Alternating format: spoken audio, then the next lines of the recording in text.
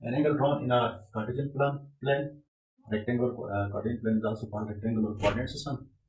In an is in standard position. तो यहाँ जो कार्टेशियन प्लेन है, ये हमारे पास कार्टेशियन प्लेन है, दो वर्टिकल लाइन हॉरिजॉन्टल लाइन एक दूसरे को परपेंडिकुलरली इंटरसेक्ट करें, और इसका जो सेंटर पॉइंट है जिसको हम फ्यूजन कहते हैं, उसको हम 4 से इंडिकेट करेंगे, और हॉरिजॉन्टल लाइन को एक्स एक्सिस और वर्टिकल लाइन को वाई एक्सिस कहते हैं। इसी तरह हॉरिजॉन्टल लाइन जो दूसरी साइड है वो नेगेटिव एक्स एक्सिस, और ये इसको हम negative prime symbol negative x axis है, और ये जो लाइन है और ये जो वर्टिकल लाइन के जो डाउनवर्ड जो लाइन है पार्ट है उसको हम नेगेटिव वाई एक्सिस कहेंगे एक्सिस। अब ये हमारे पास कार्टेशियन प्लेन है, और इस प्लेन के अंदर अगर किसी एंगल को हम ड्रॉ करेंगे तो ये उसका स्टैंडर्ड पोजीशन कहलाएगा। ये हमारे पास यहाँ पे इस कार्टेशियन प्लेन के 4 क्वाड्रेंट्स नजर आते हैं, 4 पार्ट्स नजर आते हैं, पहला क्वाड्रेंट, दूसरा, ये तीसरा, ये चौथा, 4 क्वाड्रेंट्स मौजूद है।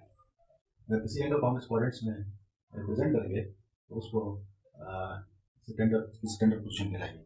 मिसाल के तौर पे इस प्लेन के अंदर अगर हम इस एंगल को ड्रॉ करते हैं, ये फर्स्ट क्वाड्रेंट में एंगल ड्रॉ होगा, तो यहाँ से यहाँ तक जो एंगल होगा that is called standard position of angle.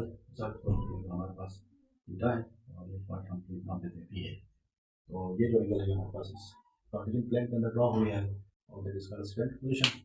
और ये इस कार्टेशियन प्लेन के 4 क्वाड्रेंट है, और हर क्वाड्रेंट 90 का है, क्योंकि ये दोनों लाइनें एक दूसरे के ऊपर, ये वर्टिकल लाइन और हॉरिजॉन्टल लाइन दूसरे के ऊपर परपेंडिकुलर है, तो इधर भी 90 का एंगल है, यहाँ से यहाँ तक ये इधर से इधर ये 90 का एंगल है, इधर भी 90 का है, इधर भी 90 का है, उधर इधर भी 90 का है। ये पूरे क्वाड्रेंट एक सर्कल को रिप्रेजेंट करता है, इसको टोटल जो एंगल होगा वो 360 का होगा, 360 डिग्री। पूरा सर्कल एक सर्कल बन जाता है, और 90 प्लस 90 प्लस 90 प्लस 90 करेंगे तो ये टोटल एंगल होगा 360 का। तो ये इसकी स्टैंडर्ड पोजीशन है। अच्छा, एंगल को मेजर करने के लिए हमारे पास 3 सिस्टम है। There are 3 systems of measurement of an angle. सबसे पहला जो सिस्टम है वो है सेक्साडेसिमल सिस्टम और इंग्लिश सिस्टम।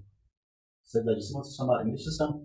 और सेकंड जो सिस्टम हमारे पास है, क्योंकि ये सेक्साडेसिमल सिस्टम और इंग्लिश सिस्टम ये एंगल को डिग्री में शो करता है, और ये एंगल में डिग्री में आएगा, क्योंकि 360 एंगल्स को 360 डिग्री को इसी तरह एंगल्स में डिवाइड किए 360 उसमें जो है डिग्री फॉर्म में ऊपर आएगा। और दूसरा जो हमारे पास सिस्टम है वो रेडियन का है, मेजर्स ऑफ रेडियन मेजर है या सर्कुलर सिस्टम। दूसरा जो है रेडियन मेजर है वो सर्कुलर सिस्टम है, और तीसरा जो है हमारे पास सेंटिसिमल फ्रेंच सिस्टम है, सेंटिसिमल और फ्रेंच सिस्टम।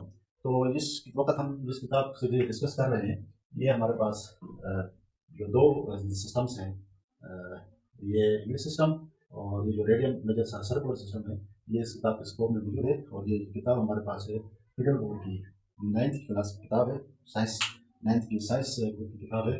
तो इसमें ये 2 सिस्टम जो है इस किताब के स्कोप में है, जबकि ये जो तीसरा सिस्टम है इस किताब के स्कोप में मौजूद नहीं है। तो इस सिस्टम में जो सेक्साडेसिमल सिस्टम है और इंग्लिश सिस्टम है, इसके बारे में हम फर्दर डिस्कस करेंगे, और रेडियन मेजर सर्कुलर सिस्टम का इसको भी आप डिस्कस करेंगे।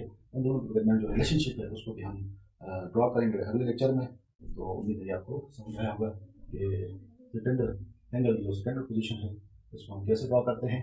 और इससे पहले हमने एंगल्स को डिफाइन किया था कि एंगल को पॉजिटिव कब होगा, नेगेटिव कब होगा, क्लॉकवाइज समझेंगे। इस कार्टेशियन प्लेन में हम यहाँ रेक्टेंगुलर कोऑर्डिनेट सिस्टम में एंटी क्लॉकवाइज समझेंगे तो एंगल पॉजिटिव होगा। अगर सेम इसी तरह हम एंटी क्लॉकवाइज आ जाए तो क्लॉकवाइज आ जाए, 3 जो फंक्शन के एंगल यहाँ बनता है, यू बनता है, ये वाला एंगल नीचे की तरफ बनेगा, तो ये माइनस थीटा होगा, नेगेटिव फॉर्म में आ जाएगा। तो और ये जो 4 क्वाड्रेंट है, पहले क्वाड्रेंट का जो एंगल है यहाँ 0 डिग्री से 90 डिग्री बनता है, और 90 डिग्री से यहाँ 180 डिग्री बनता है, 180 डिग्री से इधर 270 डिग्री बनता है, 270 से यहाँ पे कंप्लीट साइकिल के बाद ये बनता है 360 डिग्री। इसी तरह ये साइकिल अगर ये क्लॉकवाइज एंटी क्लॉकवाइज रोटेशन पहले रोटेशन 360 अगर दूसरा रोटेशन तीसरा चौथा रोटेशन बनता जाएगा तो ये एंगल इसी तरह से बढ़ते जाएंगे। सेम इसी तरह हम क्लॉकवाइज आ जाएंगे, क्लॉकवाइज आ जाएंगे, ये 0 to -27 माइनस 90 होगा -92, -180 होगा -182, -270 और -360।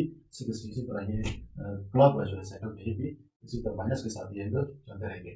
तो एंगल्स होंगे क्लॉकवाइज या एंटी क्लॉकवाइज। क्लॉकवाइज जो है वो नेगेटिव एंगल्स को रिप्रेजेंट करेगा और क्लॉक एंटी क्लॉकवाइज वो पॉजिटिव करेगा, क्लॉकवाइज नेगेटिव को करेगा। तो ये हमारे पास था एंगल्स इन स्टैंडर्ड पोजीशन। तो यदि आपको ये चीज़ें समझ आ गई होंगी तो इंशाल्लाह अगले लेक्चर में हम मिलते हैं अगले लेक्चर में।